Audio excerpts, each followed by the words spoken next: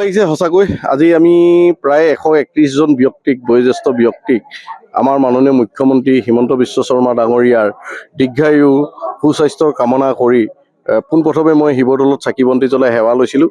আজি 131 জন ব্যক্তিৰ পৰা আমি আশীৰ্বাদ বিচাৰিছোঁ যাতে ভকত বৈষ্ণৱৰ পৰা আমাৰ মাননীয় মুখ্যমন্ত্ৰী ডাঙৰীয়াৰ যি ধৰণে দিন-ৰাত একাকাৰ কৰি সমাজৰ হকে ৰাইজৰ হকে কাম কৰিবলৈ ওলাই আহিছে, তেওঁৰ অনুৰাগী হিচাপে মই তেওঁ হৈ আজি 131 জন বয়োজ্যেষ্ঠ ব্যক্তিৰ পৰা সেৱা লওঁ যাতে আমাৰ মাননীয় মুখ্যমন্ত্ৰী ডাঙৰীয়া বিশ্বত সূৰ্যৰ নক্ষত্ৰৰ দৰে যাতে জিলিকি থাকে। আজি সকলো জাতি জনগোষ্ঠীক এক কৰাৰ প্ৰয়াসৰ ক্ষেত্ৰত তেওঁ আজি বৰ অসম গহুতা চুকাফাৰ আদৰ্শৰে শ্ৰীমন্ত শংকৰদেৱৰ আদৰ্শৰে আজি তেওঁ যি নিজকে চব বিলীন কৰি দিছে, তেওঁ নিজেই তেওঁতো সকলোৱে জানে যে তেওঁ কিমান সময় শুৱে, কিমান দিন-ৰাত একাকাৰ কৰে, ক'ভিডৰ সময়ৰ পৰা তেওঁ কিমান নিজকে কষ্ট কৰি সমাজৰ হকে কাম কৰিছে, নতুন যুৱক যুৱতীসকলক কিমান আপোনাৰ আজি লাখ লাখ মানুহক বিনা পইচাত চাকৰি দিছে।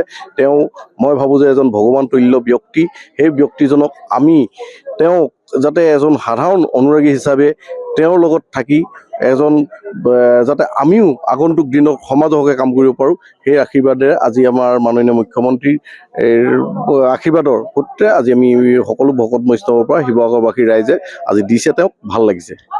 আমাৰ 131 জন ব্যক্তিক আমি সম্বৰ্ধনা দিছোঁ। আজি আপোনালোকে দেখিছে, আজি ভাল লাগিছে। সকলো ব্যক্তি মাননীয় মুখ্যমন্ত্ৰী বুলি ক'লে সকলোৱে জানে তেওঁ কেনেকুৱা সমাজৰ আজি ভকত বৈষ্ণৱক কি ধৰণে তেওঁ সন্মান জনায়। এই সন্মানৰ ক্ষেত্ৰত ময়ো অনুৰাগী হিচাপে আজি তেওঁলোকৰ চৰণ চুই আশীৰ্বাদ লৈ মাননীয় মুখ্যমন্ত্ৰী ডাঙৰীয়াৰ দীৰ্ঘায়ু সুস্বাস্থ্য কামনা কৰিলোঁ। যিকোনো খবৰৰ বাবে যোগাযোগ কৰক আমাৰ এই নম্বৰত 9181 307 221।